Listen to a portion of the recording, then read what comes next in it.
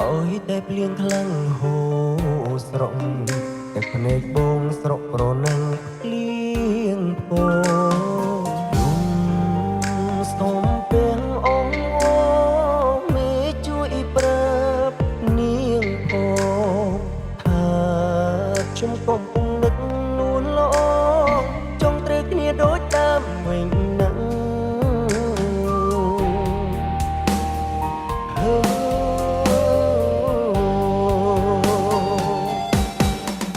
ពេលណាគេបែកគ្នាជាមួយអ្នកថ្មីទៅឬចាំភ្លើគេរហូតដល់ចឹងពេលណាគេឆ្លោះគ្នាពេលណាដាច់ស្រឡាញ់ខ្ញុំនឹងយករូបនាងមកវិញពេលគេក៏ផឹកស្រាចង់បបផ្លេចជីវ៉ា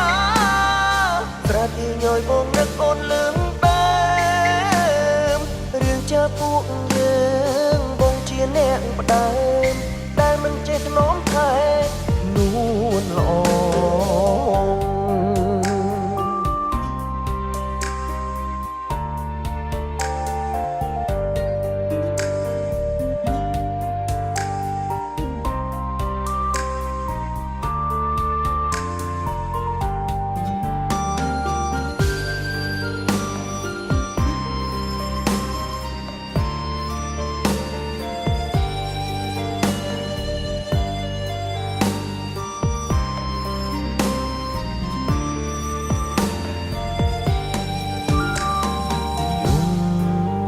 សូមពេងអង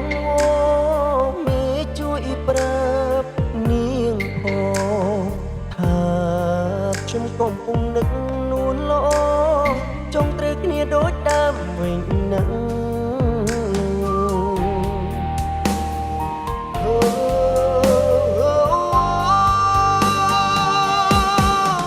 ពេលណាគេបែកគ្នាជាមួយអ្នកថ្មីទៅ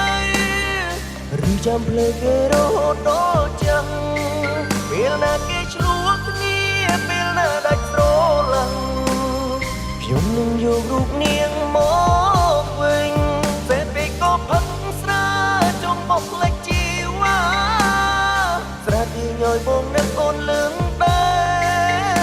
បរឿងចាពួកយើងបងជាអ្នកផ្ដើម